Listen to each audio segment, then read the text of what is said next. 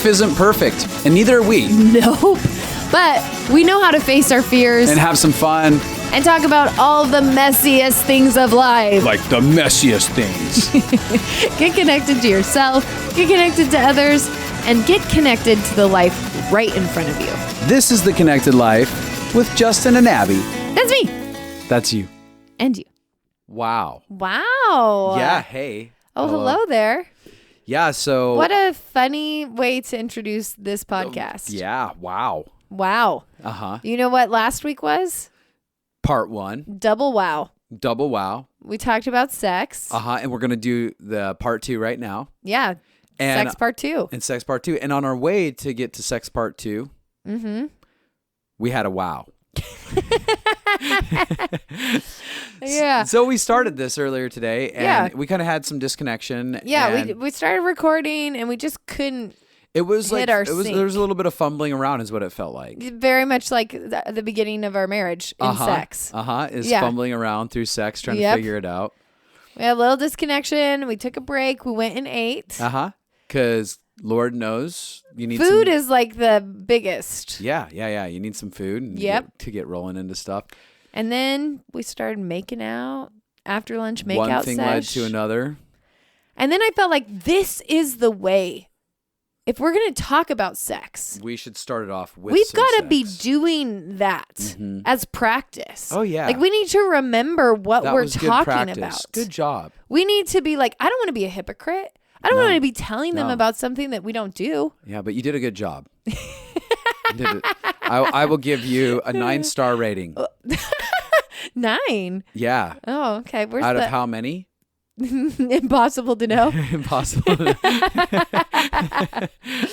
Definitely out of 5 stars, I got 9. Oh yeah. Out of 5. So you made me very happy. We did that. So now we're just kind of like, happy. Yeah. Happy to start this place from. Happy to start it and find our way along this. Well, one of the things we really want to get into this podcast and really get into a journey of talking about intimacy. Wait, I just want to tell this story. Tell a story. I got to tell this story. You got a story on your mind? Yeah, I got a story on my mind.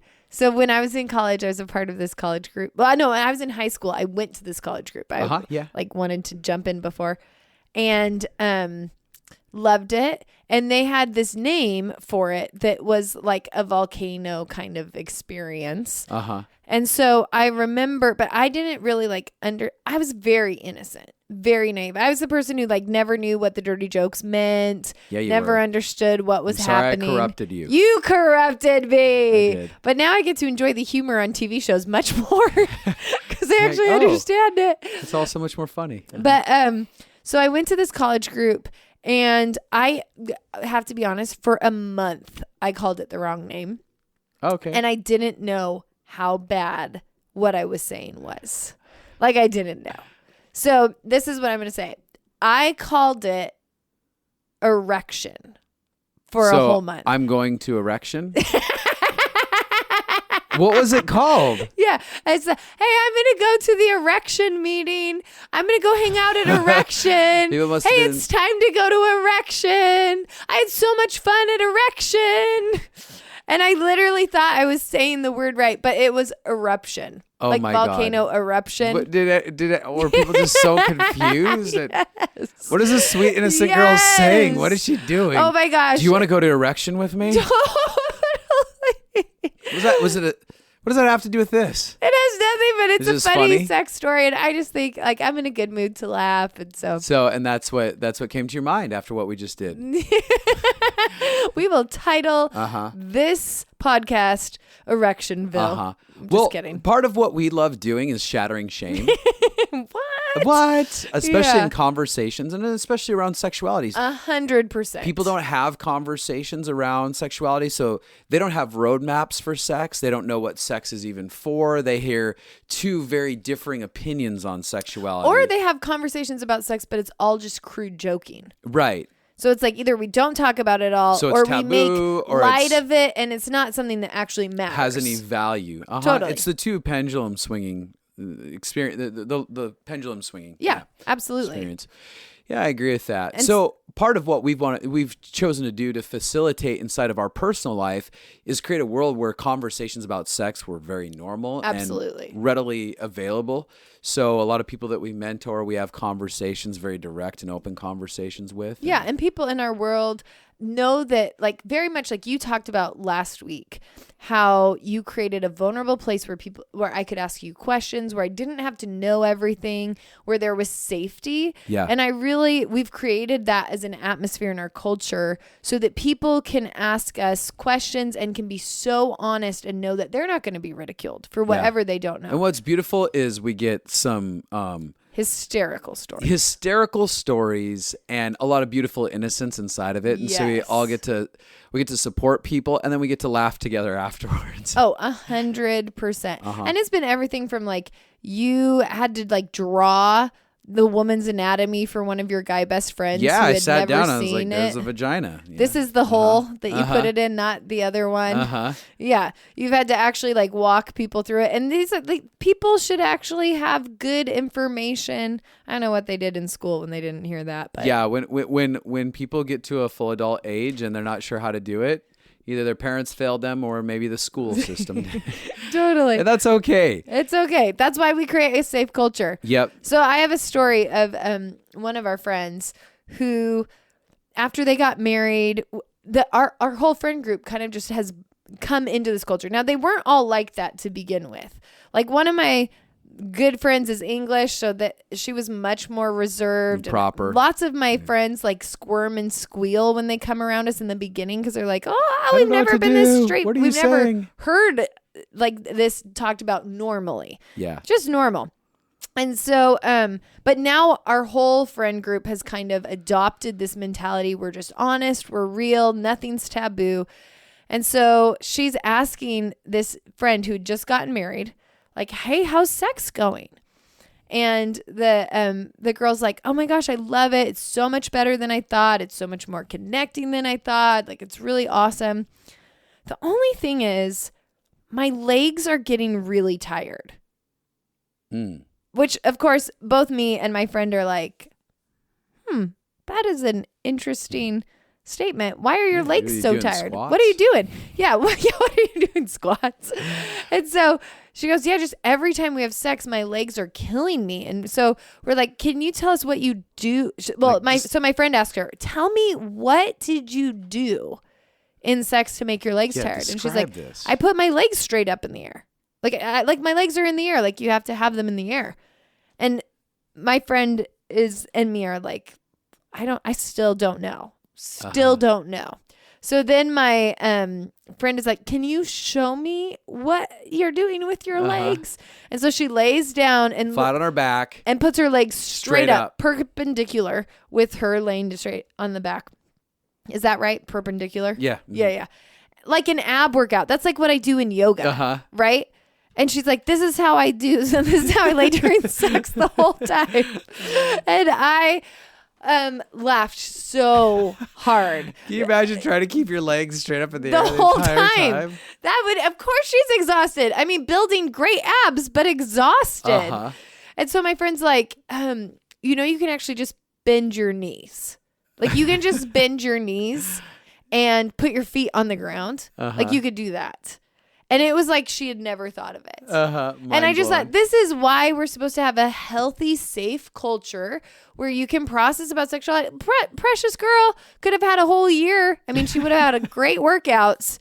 But what if she'd never heard? An entire year of that if she didn't have a place to talk about. Well, that's the thing. I have a lot of people come into my office and they've never had open dialogues even about their marriage. They're maybe 5 years in and they've never talked to anyone about the ups and the downs, the problems, the difficulties of it. And all of a sudden it's like, you spent an extra 5 years having problems sexually that could have been resolved in the first month. 100%. If you felt ashamed, like there was a shame-free environment to go, hey, we're going to dialogue. Yep. We're just going to dialogue and explore and find out what's working, what's not working. We're going to ask people questions. We're going to find out. And that's what confuses me, especially inside of sexuality, is like, in everything else that we do in life, we're so proactive about asking questions. We go to college. Right.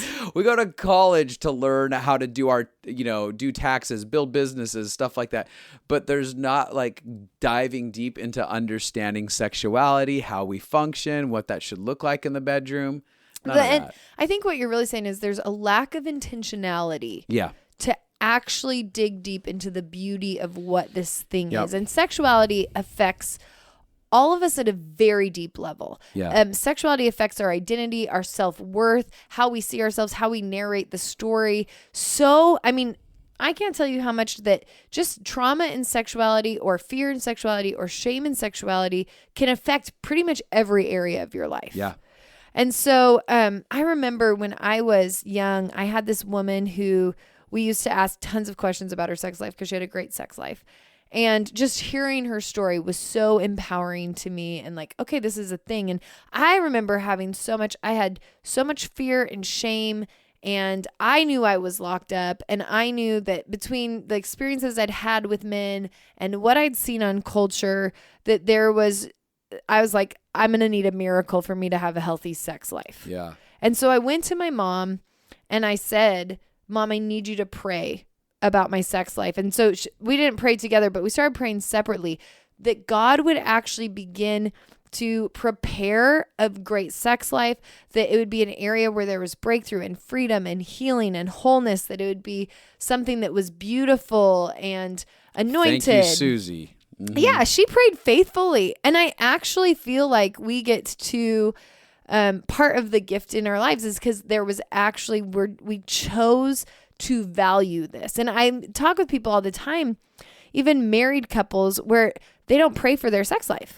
Yeah, and they don't have vision for it either. Yeah, like they might be married and it's just sex is something you do, but it's like with money, like you've got to figure out how to budget. You need to get goals. Yeah. You need to like work on your belief systems. We spend all this time you should spend time to do your finances as well. There's a value put on it over there, but then there's no value put on it for marriage. Yeah, getting vision for marriage. I mean, I've asked people, have you ever had any vision for sex life? And they're like, what does that even mean? Right. Well, what do you want it to be like? I want it good. I want to have sex 5 times a day. That's not the vision we're talking about. We're talking about the emotional experience, the relational experience, discovering like, do you guys want to grow in this? I want here would be vision.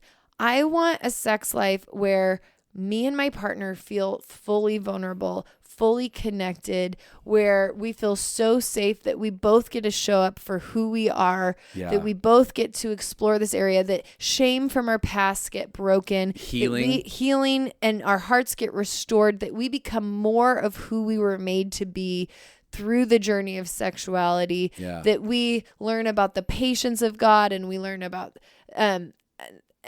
compassion and kindness, that we actually grow together in a way that we couldn't without it. Yeah, we learn about different facets of unconditional love. Absolutely. And so that is really our heart for you, is that you guys would start to have vision for this beautiful thing, not of fake expectations like it's going to be magical, but it's going to be something that takes a lot of work, like something that people don't realize. You get triggered in sex as much as you get triggered in other areas. Yeah. You have to work through issues. You have miscommunications. If sex is done in an intimate way, then all that is true. Yeah. Because you'll be connected enough to yourself and to the person across from you that a lot of stuff is going to come up. Absolutely.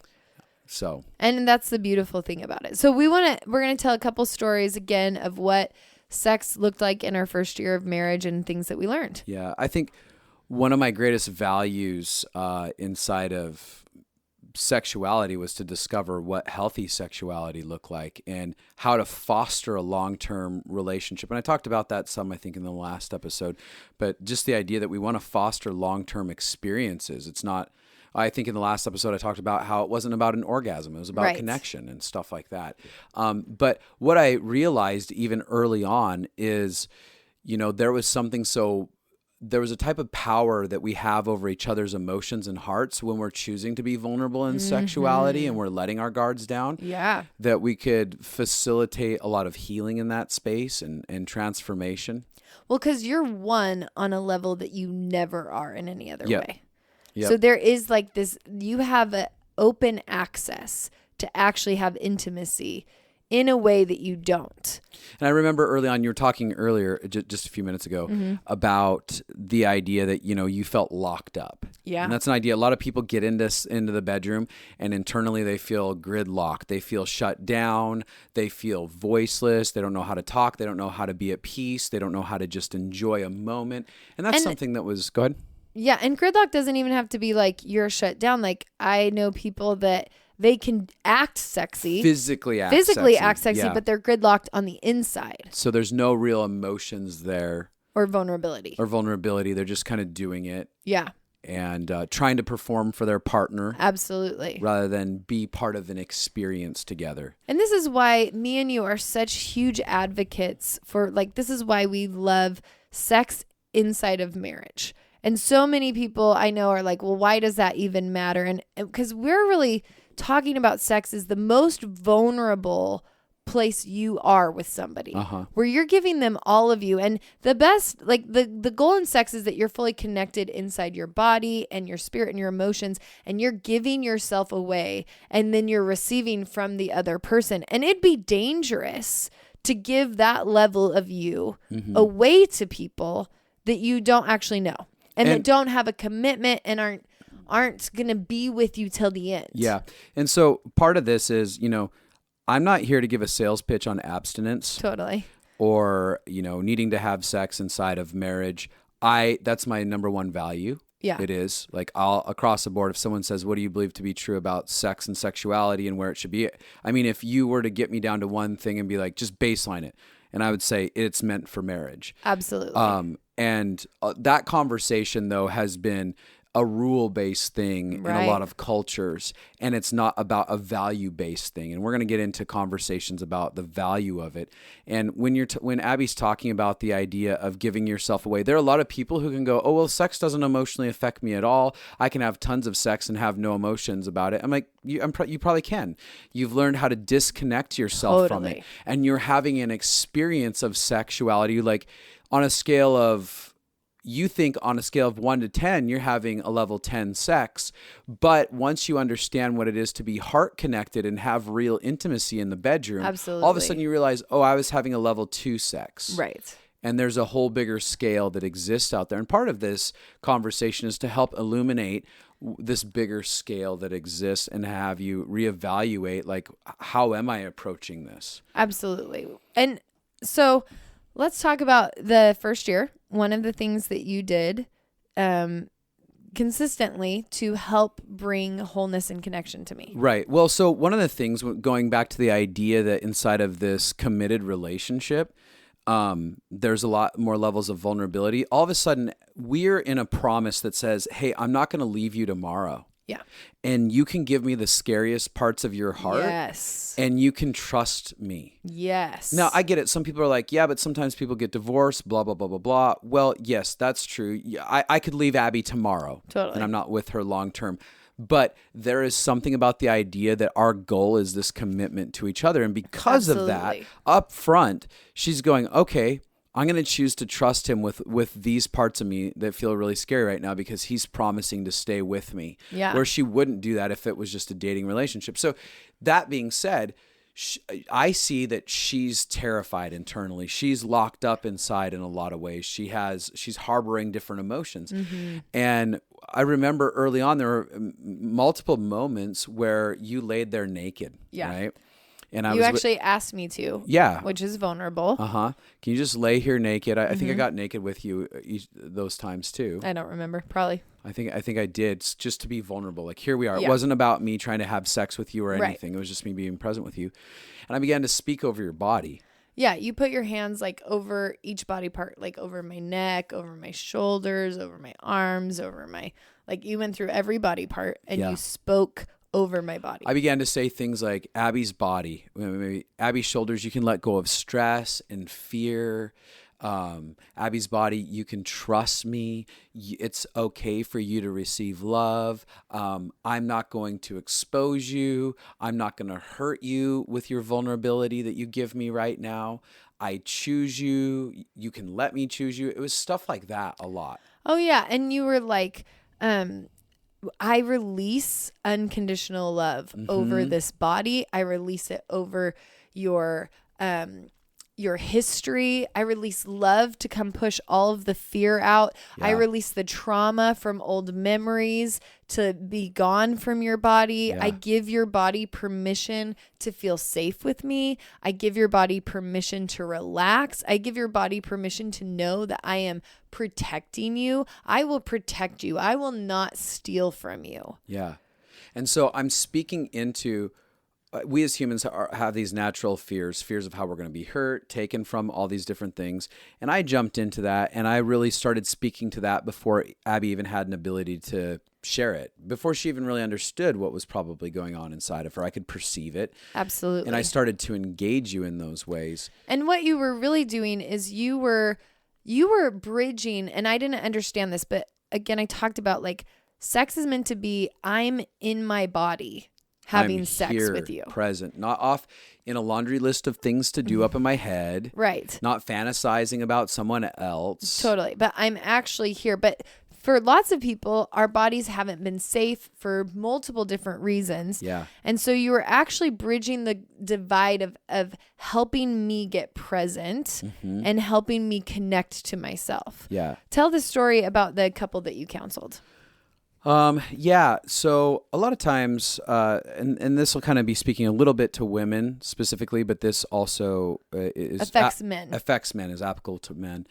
But a lot of times I've had women come into my office and, in their sex lives with their spouses, they have these situations where they have a lot of pain physically in their sexual organs, in their vagina. In their vagina. Did you just hesitate about saying that? Well, no, vagina. I said sexual organs, and I'm like, why did I put it like that? I should just say vagina. Yeah, totally. But I was almost too technical. But as Oprah would say in their vajayjay. Vajayjay. So they'll come in and have pains like that. And there are actual physical problems for women that are experiencing. I've had friends who've had to have surgery, and there's actual like physical therapy, all that stuff. So I'm not speaking into that. But there are some women that come in and they have these pains in their body early on in sex, and they can't figure out why. And so we start doing kind of like an unearthing, like looking into their history and going like, what's been your history like? And as we dove deeper into her history, we find out, oh, she'd been molested by her uncle, right? And inside of this, every time that she's having a sexual encounter with her husband, part of the pain that she's feeling, like, she's using the word, I feel pain, but then when we start investigating, she finds, oh, I feel the word shame. You know, yes, my vagina does hurt a little bit, but I'm actually feeling more emotions of this shame monster, and it's hurting me emotionally. And she's feeling tense and gridlocked. And so, which would make so much sense. Absolutely. Because here's what happens is so she's a little girl who's being molested by her uncle. And so her brain is connecting sexuality with pain and with this isn't right, shame, I must be doing something wrong. So now her brain has connected sex and shame and pain and powerlessness, all of that stuff. Well, your brain, so that's like the connection in her mind. Now, we all have survival skills. Yeah, this is how our coping mechanisms are built. Our coping mechanisms protect us for survival. Yep. So her survival part of her brain logs all that information so that in the future, anytime anything like that happens, it can send the warning so that she doesn't get destroyed. Yep, totally. And so that connection of sex is shameful, sex is painful, that connection doesn't magically go away when you get married. And a lot of people believe that. A lot of people married think and everything will be better and my sexuality will just get worked out. It'll just be fine. No. All of the problems I'm having, they'll be fine once it's Instead, intimate done. Covenant relationship actually just takes and puts a giant magnifying lens over it. Yes, for the sake of it comes freedom. up so you can get healed. Yep. Absolutely. And so, and like we were designed in covenant to be able to walk with our partner into healing. Like that's why it's this beautiful thing. And that's why sex is meant to be so bonding, because when you walk through pain with somebody into their triumph, you are connected to them in a way that is far deeper than you could imagine. And that's why, again, I don't worry about like, oh, well, I stayed a virgin till I got married, but they had sex. I'm like, it doesn't matter what happened before. You always are getting to walk through the redemption story with each other in a way that is so bonding. Yeah, it's so good. And so I did just want to say, like, her brain is naturally going to say sex is bad, it's shameful, it's painful. Yep. Even though that's not what's happening currently. So one of the things I had him do is go to her, and the next time that they had sex, and do this a couple different times, and tell her, I'll use the word name Catherine. Catherine's body, I give you permission to let down your walls. I'm not here to take from you. I'm so sorry that sexuality felt so dirty, so shameful. Please forgive me. I am not here to violate you. I am here to give to you. I'm not here to just take from you. It's not okay what was done to you. I'm so sorry that you were hurt. That was a real pain inside of your life. This is meant to be a redemptive moment. I'm on your side. And even literally, like, I know this sounds weird, but him even saying to her vagina, Catherine's vagina, I am not going to try and cause you any pain. Yeah. And the reason I say that now, again, this sounds weird or hippy dippy, but again, our bodies will store a sense of shame. I can speak for myself. When I was a little boy who had sexual exchanges with another little boy, we're the same age, and we had these exchanges back and forth, even over my penis, I felt this emotion of shame in that space. I'm like, oh, don't touch me there. Yeah. I'm bad here. Yeah. And I can't believe that we did these things and stuff until shame was broken. And I had to. Well, and even shame for you affected, I don't want to be naked in front of people. Yep. I don't want to, like, it caused shame over your whole body. This is disgusting. This is dirty. And again, it sounds weird, but when he said, like, you don't have to have shame here any longer over your vagina. This isn't a bad place. Your vagina is not an invitation to be further hurt or taken advantage of. And she had to agree with that. She started going on a journey of being like, it's true.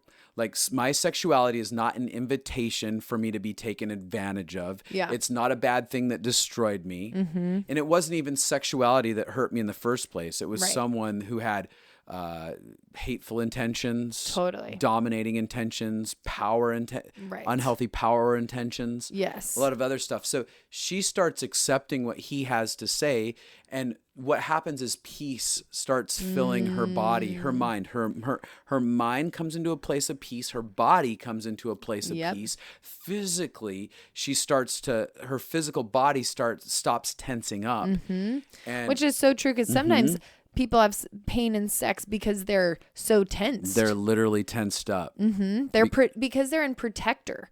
Like, being tensed up means my protectors are up, which means I don't feel safe. And what I think that people don't understand is you can be subconsciously learning to protect yourself when you're just having sex with people that you don't feel valued by, or that aren't covering you, or when things happen. And so this is why the beauty of covenant is that you get to learn how to bring down your protectors and actually rest and relax. Yep. And so what ended up happening is they had a great sexual encounter and experience, and they continually have great sexual encounters and experience to this day because of that exchange. Yes. Now, some of you, I have two thoughts going on in my head that I kind of want to back up to something, but I'll say to some, let me just say this. Some of you have had encounters with your spouse where men haven't been safe inside of the marriage. Yeah. And some of you men may be listening and be like, oh my gosh, I really want to clean up the mess inside of my marriage where I've been demanding and just wanting selfishly inside of it. And so some of you men, before you could even get to this level of intimacy, you have to begin by cleaning up your mess. You got to just repent to her body. I am really, even before that, going to her personally and saying, hey, I actually haven't been safe in the bedroom, or I've been demanding about the bedroom. I'm really sorry for my approach to sexuality. I haven't had any other roadmap, but I want to learn how to be a really safe place. I'm sorry I didn't know to be patient. I'm sorry I didn't know that I should be connected. Like, men don't know what they don't know. I had somebody write in and they were saying like, oh, this is so encouraging. I hope men get this. And I was thinking, men actually want to know this. We have this friend and she is like us. She does consulting and she's meeting with this guy who is struggling with porn. And she was saying, tell me like what you think that the need is in your heart. So like for porn, there's always like a need you're trying to get met in your life. Yeah. And so you're using porn to get that. Like, what do you think the need is that is driving you to look at porn? And he like thought about all these different things, but didn't mention the thing that she's like, this is the most common. She's like, have you ever thought that you're just looking for connection? Mm-hmm. You're just actually looking for intimacy. Mm-hmm. That thought had never occurred to him because he was never told that his sexuality was actually always meant to steer him towards intimacy. Yeah. And if we want to actually like talk about the Bible, in Adam and Eve, they get naked. They're naked to begin with. They recognize that they're naked. They separate.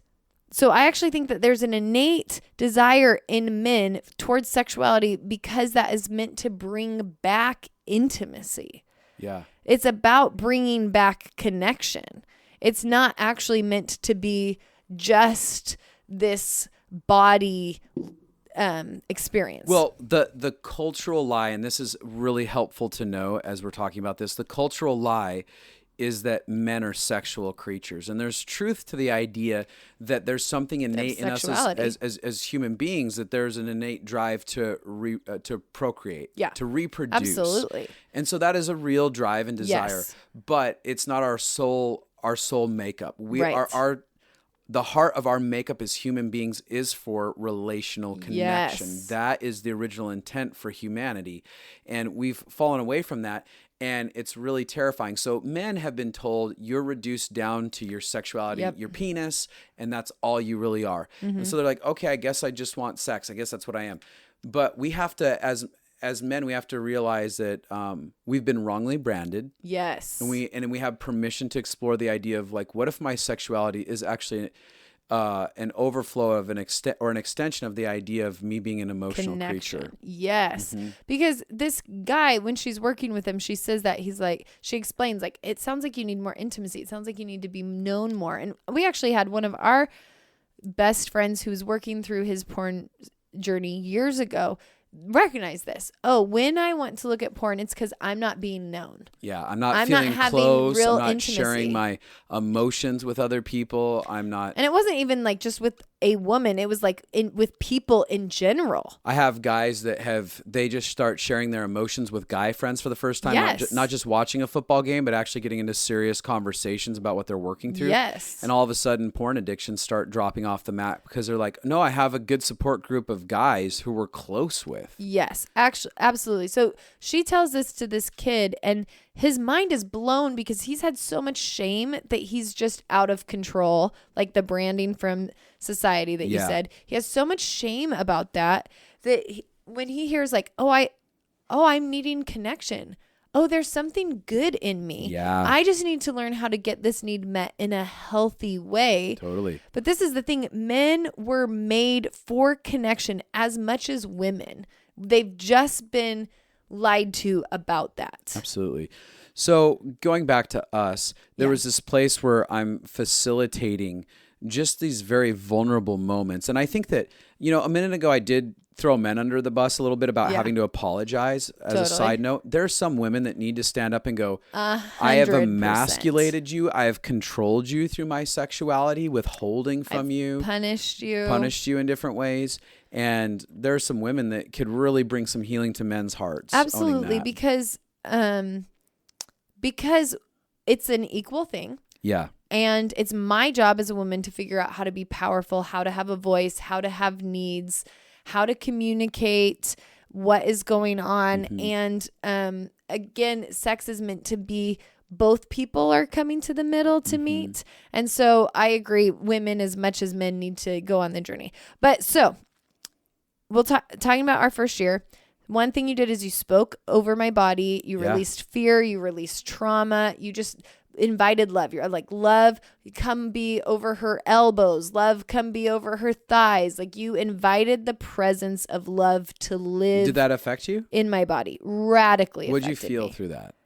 I could literally feel fear starting to leave. And I could feel love coming in. And I could feel that thing where I said I was really bound up tight on the inside. I could feel myself slowly beginning to let go of the guardedness and the self-protection I'd lived in so long. So instead of sitting up in your logic or in your head, I was in my body. Yeah, felt like you were in your emotions down here and with me. Yeah. And that's one of the things that I've really had to do with you a lot. I always make the joke that, like, during sex, all of men's blood is in their penis, so they don't think. But women still have blood in our brains. So, like, we can be thinking about the groceries or whatever needs to happen while we're having sex. And that leads to more disconnected sex if you don't get out of your head. And so something that we started in our first year of marriage with that idea that in sexuality, you have authority over my body. Yeah. And there's a different authority. Over her body means an emotional authority. It doesn't mean I'm controlling or I'm dominating. It doesn't mean I get to control her. It means, there is something inside of her that has a yes to me showing up, loving her well. Yes. Where there's an effectiveness to my words. So if I want to be mean, it's going to be highly effective in a negative way. But if I want to be loving and kind, she's going to have a response. There's going to be a tangible response in her life to the words and the actions in this space. Yeah. And I really gave you permission to affect me too. Right. There was something inside of you going, I'm going to trust him. And again, this is what we're saying the beauty of covenant can be, that you actually trust the person you're with. And so whenever I felt like disconnected in my head, I would actually just ask you to pray for me. And you would put your hand on my heart, over my heart area. And you'd say something like, I'd say things like, Abby's heart, I give you permission to be present. I give you permission to get out of your logic. I give you permission to feel close, to feel intimacy. I give you permission to feel pleasure. It's okay to feel pleasure inside of this. It's okay for you to enjoy this moment. And as a side note, there's a lot of women that there's a lie been sold that women don't enjoy sex. Right. And that it's for men and when it's actually very pleasurable and for women. Yes. And so they have to overcome the lie that it's not for them. And me even saying, you have permission to have pleasure. This is for you. Change the way you experienced it. Yeah. And it really, when you have a lot of shame over sexuality or you have rules or you just have past triggers, it's rewiring your brain. And so you'll speak over my heart, like my heart, my body. And then sometimes even my hormones will be like, I know my hormones aren't working if we're like making out, but nothing's happening. My body's just like, whoopity-doo. And my hormones are imbalanced, so sometimes they work really well towards sex and sometimes they don't show up hardly. And so I've learned to just communicate. Again, this is where vulnerability creates a safe place. Yeah. I'm being fully known. I'm being really brave. I don't feel like I need to be fake. Yeah. She doesn't just suddenly start faking it. No. Instead, I'm like, hey, Justin, I'm having my body's not kicking in. Can you pray for me? Yeah. And he'll speak to my body. Hormones, you have permission to work the way you were meant to work. Or he'll pray for me. God, we ask that you would help Abby's hormones release the way, and help her get turned on and help. And because there's no shame, like you don't have shame, that means you're not doing something. I was going to speak into that same thing. Go ahead. No, I think that the minute these conversations start happening, like if a guy were to say to the woman, I'm just not into this in this moment. Oh, you're not into me? What's wrong? I'm not sexually desirable to you. I'm not like other women. They freak out. Yep. And vice versa. A lot of men, all of a sudden, a woman goes, oh, I just can't get into this. Oh, is it something wrong with me? Am I not enough for you, honey? And so again, you have to get a healthy identity as a person and go, no, I believe I'm more than enough sexually, emotionally, relationally. And so then these conversations aren't scary. It's not telling us something about how we're failing. Nope. It's giving us an on-ramp to connection. Mm-hmm. Yes. And so that has been life-saving for me. And that happens And I think because I really do try to communicate that it's not your issue. Like I've never blamed you for it. I'm like, hey, my body is not showing up. And I'm not in my head going, oh, she must be really saying I'm failing here. Yes. And so every time you speak, I would say within a couple minutes after you pray for me or speak to my body, and I am able to get really present. It might take me a couple minutes after that, but it feels like there's always, that's such an on-ramp to me to be able to get in our body. And again, this is what we're trying to say. You want your emotions and your body and your spirit to all be present in the sexual experience. And I know even for men, like there's this woman that I know, and her husband had struggled with pornography, and she could actually see in sex when he was disconnecting. Yeah, like he was going off into his mind about fantasy. He was going into a different place. And so what I would call that is you're like leaving your body because you're not present with what is happening. You're just not in the experience. You're not in the experience. You're outside of your body. It's the difference between playing baseball or thinking about baseball. Yes, exactly. And so, she was partnering with him towards redemption and wholeness. So she would just say, hey, come back here, come back to me.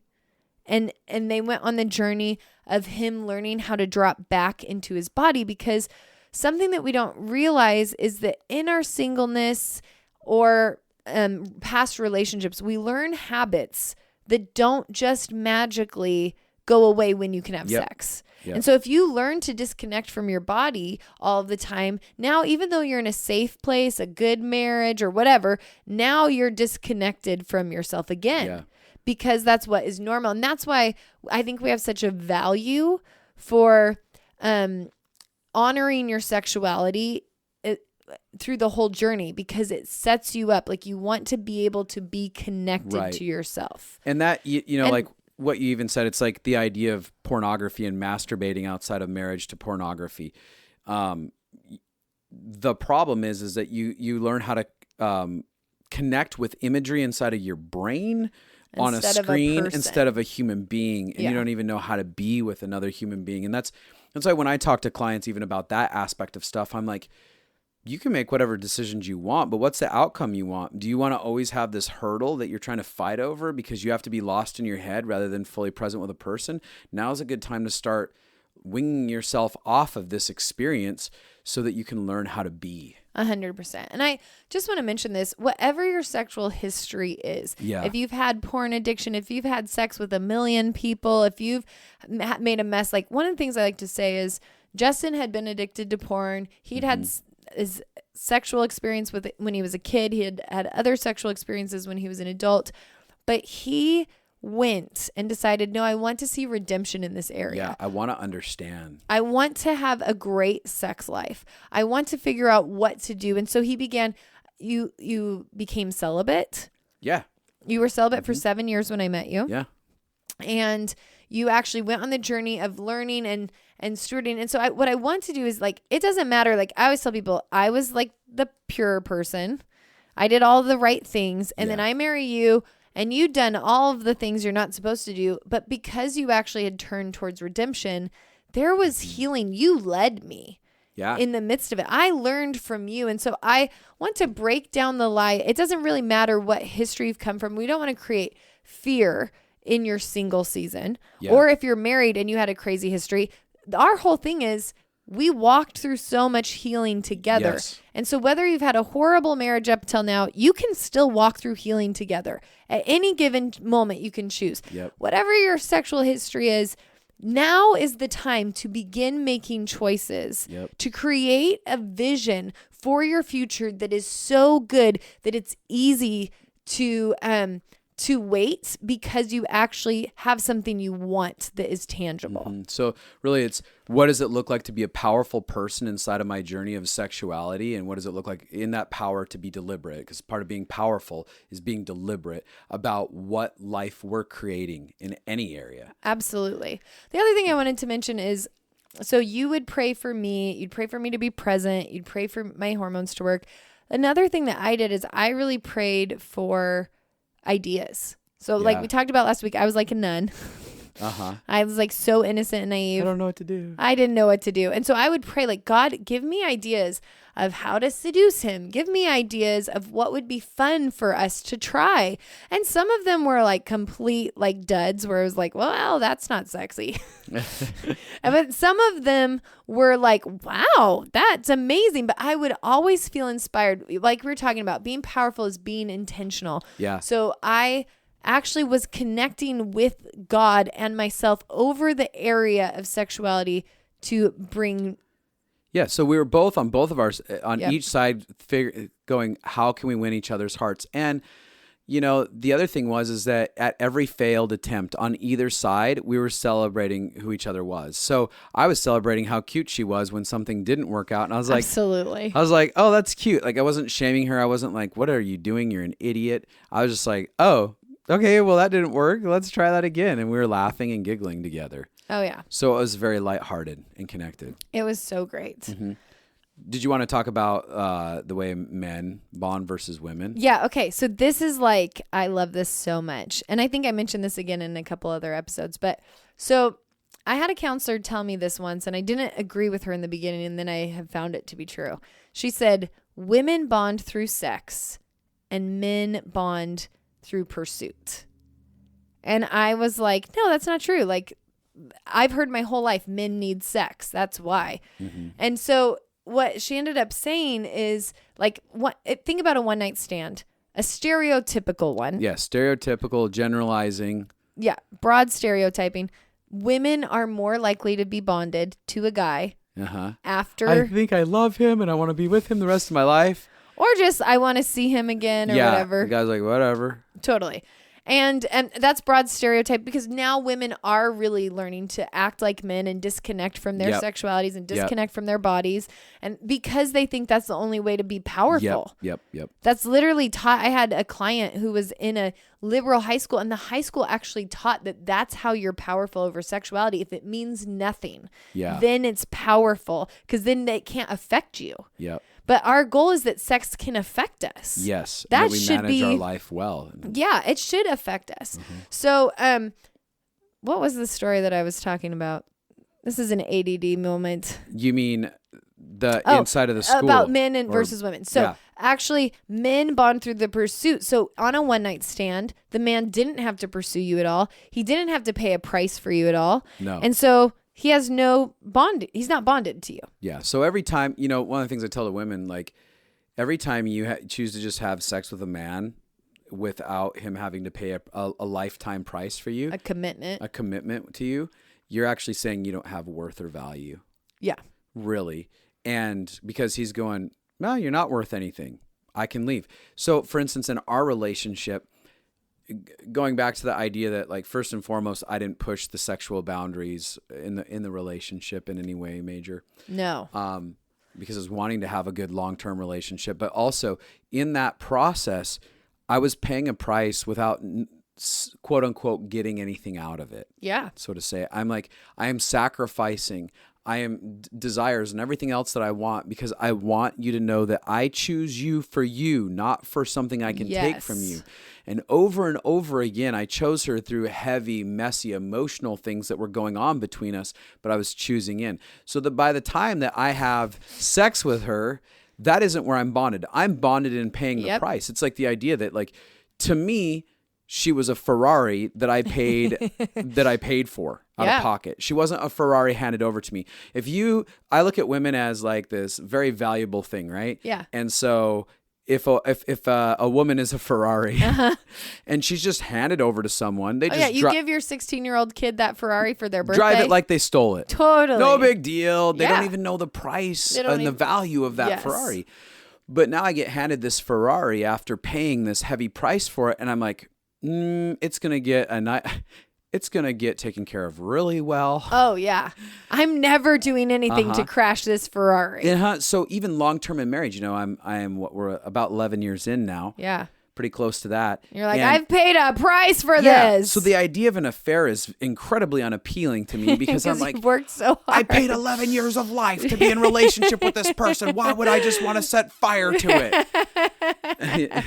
There's no point in that. Yes. And so, inside of it, there was my bonding point. Yeah. And inside of us having sex, something inside of you went, oh my gosh, because sex is, and I don't know if we probably talked about this in the previous episode, but that's the most intimate place for a woman. It is another human being inside of you. Oh yeah. It's you fully letting down your guard. It's a different level of vulnerability. To be inside of me. And men don't understand that. Yes. They don't have they can't conceive what it would be like in that sense. Absolutely. So inside of it, we go on this journey of building this deep intimacy. And if people understand how to build intimacy by paying these types of prices, then there's a strong bond. It doesn't mean that marriages can't fail. It doesn't mean that there's not mistakes, but you can build something because of the way you approach it that Absolutely. Can last a real And we're not test of talking time. about playing games with a guy to make him pay a price.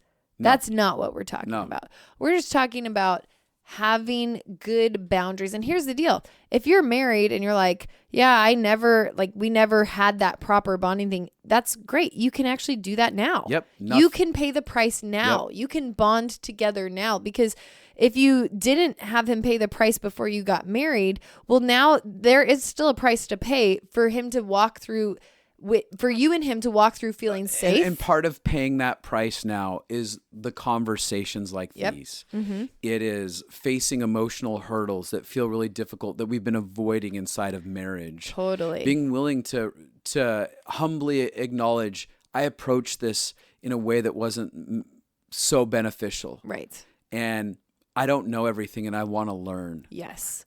And so there's always hope for redemption is what I'm trying to say. Would you tell the story of the couple that you counseled? Oh, yeah. So not too long ago, I counseled a couple who came in and they are engaged. Mm-hmm. And one of the conversations they had, now I'd been meeting with them just a couple different times previous to this moment. And now they're finally engaged. And the man just goes, hey, to me, a yes in my heart and a yes with my body is marriage. So I've already said yes to her. I'm with her. And why shouldn't I just have sex and it just be, why should I wait? Why should I wait any further? The idea. We're already there. And I'm like, okay, that's a good question. I hear you on that totally. So what do you feel like you need? Well, it's just like, I just feel like it's just time to have sex. We need to just do that. Okay. I said, when did you first start having this desire and think that because before that, he had a strong commitment in his heart that he's like, I actually want to wait for us until we're married before we have this sexual thing. But now all of a sudden it's changed. I go, so when and why did it change? He goes, probably about 3 months ago. I go, well, what happened about 3 months ago? Well, about 3 months ago was the first time I came in here to talk to you. And I go, yeah, what happened when you talked to me? Well, you broke me open and I started sob crying in your office. And for the first time, I connected to my emotions. Oh, right. All of a sudden, you got connected to your emotions. And so now you need this. Now you're needing this connection. Because before, you could function out of logic and be like, this is my rule. Right. I'm not connected to my emotions, so I can just draw a line in the sand and be like, I don't need that. But now you have emotions and you're having a draw to be closer to her on a deeper level. Right. And I said, well, first and foremost, you don't even know how to be fully connected to yourself yet. And you're trying to get connection out of her. And he sits there and thinks for a second. And he's like, oh my God, you're so right. I'm trying to take connection out of her and I'm trying to get it through sexuality. I just want to engage sexually to deal with this, all the pains that are coming, the raw emotions coming out. It's basically like, I want to use you as a coping mechanism because I'm feeling things I've never had to feel before. And he's like, and I said, you've probably been putting a lot of pressure on her. Like secretly, she's probably feeling a lot of pressure to be something for you in this emotional state and blah, blah, blah. He's like, I bet I have. And she's like, oh, you totally have. I've been feeling so much pressure to be this for you in this place. And, as we go further down the rabbit hole, I tell him the reality is like, when you ask me, why should I wait? Well, first off, this isn't about sex. It's about you getting a heart connect And yes, you dealing with your heart connect in that area. And as far as this season of time, you only have one season. If you're really doing this in a way that is like, I'm going to be with this person long term. Oh yeah. You don't really get to revisit this. Totally. You don't get to revisit this dating process. One shot you have. Yep. You don't get to revisit being engaged with her. Totally. So you're trying to expedite intimacy rather than asking the question, what do I get to learn about the engagement process? How do I get to set us up for success long term? Right now, you are creating habits that say either I'm out of control of my sexuality and she can't trust me. Because I said at some point in your marriage, you actually said this. You are writing a narrative for this girl as a foundation in your life. And what's the narrative that she's reading about you? So right now, the narrative that you could potentially start telling her is, I can't control my sexuality. When I have big emotions, I need to act out and have sexual experiences.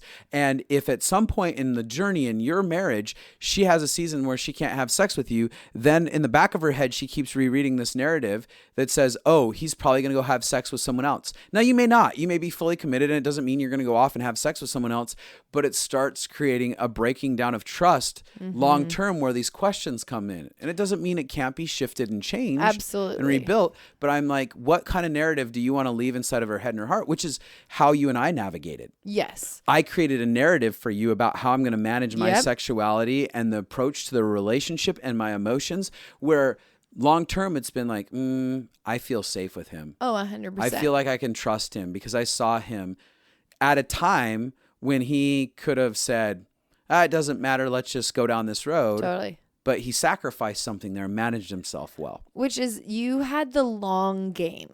And this is what I wish I could tell, if I could get one thing across to people. You had the long game in your mind about, like, I want to build a foundation for intimacy and safety in this area. So I remember dating, I had much stricter boundaries than you. Like, and you thought, like, I remember you saying, yeah, I don't have the same boundaries as you, but it would be me sinning against you to not pay attention to your boundaries. Because I didn't feel conviction about the difference in the boundaries that we had as far as me. I feel fine with my boundaries. Right. Like, I don't know that I need to follow your boundaries for my personal conviction. Right. But because they're yours, it would be me dishonoring something that you feel like is valuable. And that would be me dishonoring you. And I wanted to meet you where you were at rather than force you to come to be where I was at. Yes, which again is creating this idea. And what I tell people all the time is that when you're dating, sexuality covers over where you're disconnected. Yes. So if you're fighting or you're disconnected or you don't feel loved, you can just have sex to forget about all that. You don't even have to be connected. You don't even have to talk about real life stuff. You can just have sex. Great. We have sex all the time. Totally. Oh, okay. You don't even know each other. Buried under the bed, that you've stuffed everything under the mattress. Totally. Is all the realities that you guys don't have real conversations. Right. You don't talk about your real pains. But so what ends up happening is that works before you're married. I don't know why. It just does. It works for a little while. Yeah. Different people can make it last longer or shorter. It's true. Where they don't actually have to deal with their rejection or their fear or whatever it is. But then when you cross over to marriage, this funny thing happened. And it, maybe not even marriage, because I think if you stay with somebody long enough, it crosses over. But it crosses over to now where you're disconnected. You don't want to have sex in those areas. Like where sex fixed it before, it now is the thing that builds the chasm between you sexually. And so now you're pissed off and you're like, don't touch me. Yeah. I don't want to be close to you. Yeah. So when you were dating, I feel pissed off, but I want to feel wanted. So we have sex. But then now you're married and you're like, I feel pissed off. I don't want to have sex. Not until da-da-da. And so I think that this is a thing that most people who are single don't fully understand how it flips.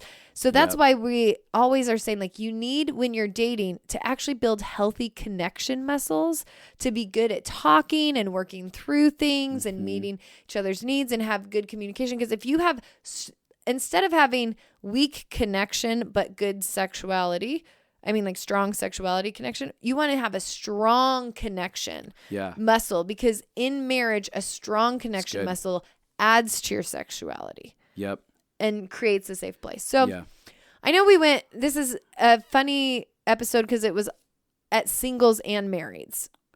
And that's hard to talk to both at the same time.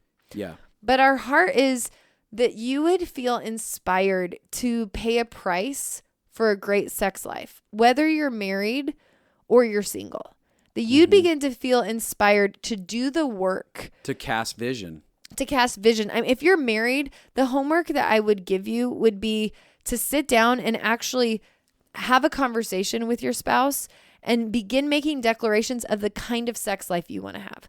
We want to have a sex life where it feels fun and where it's easy and where we know how to connect with each other and like whatever it is, like I want you to begin to declare and actually begin to invite the conversation where you invite God into that area and you begin to dream. And if you need to repent for some things, you should go repent for any of the areas that you haven't brought you to the table.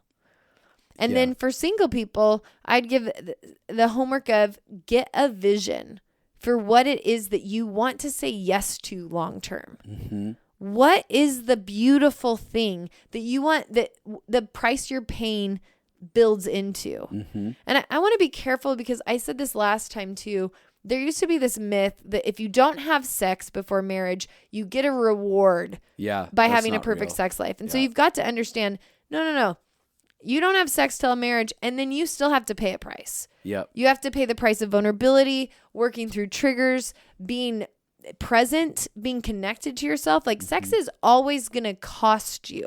Yeah. And I know so many people, like I said, who they were a virgin, but they never learned how to be in their body. So sex was still work for them, and they didn't expect that. And we don't want you to be afraid. It's not work that is hard. Like sex is like, if you're out of your body, if you're single and you're like, I'm out of my body and I have so many triggers and you're freaking out, like you don't need to freak out. Yeah. This is a beautiful thing. You get to go on the journey of getting healing where you're at now, but also having faith for a future where there's a sex life where you get to have conversations with the people you date to see if they have a core value for connection in intimacy. I think another piece of homework would be to look into your life and go, where do I have shame about sexuality? Mm-hmm. Like write down, what do I believe is shameful about my body, about my relationship, about my past relationships?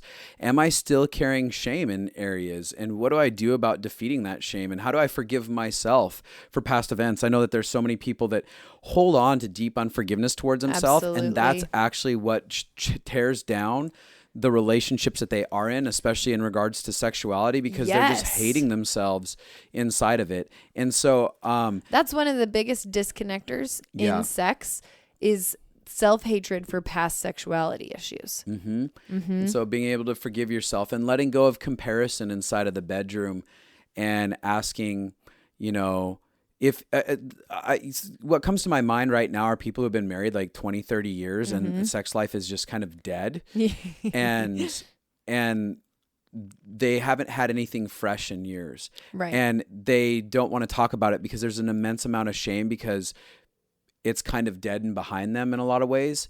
And some of those people I'm challenging you right now to go, hey, we haven't had sex in a long time, and this is an area where I have shame about, and we didn't do things so great in our sexual history. Let's look at this freshly and see if we can start from the ground up and start rebuilding together and get some stuff on the table, which means there's going to be some challenging conversations. But until you're willing to have challenging conversations, you won't find freedom in any area of your life in a tangible way. And I should just say, if you are going on the journey of wanting to have deeper connection, you've already been married, just be aware that you need to actually communicate if you're going to be vulnerable with your partner. Yeah. Because you could be trying something that they didn't know was even vulnerable to you, and then their reaction could shut you down. You listen to this and you just tried it, and they're like, what are you doing? And then you're like, it didn't work. Yes. So you need to use your words and also be aware that when you're being vulnerable, you have a great propensity towards a fight in the very beginning. Because it feels scary. It feels so scary. Yeah.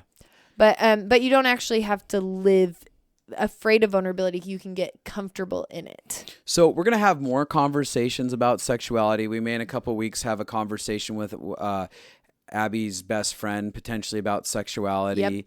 Yep. And so we'll continually have more conversations, but this is just an on-ramp to get going. I do have one last homework. We're giving them so much homework.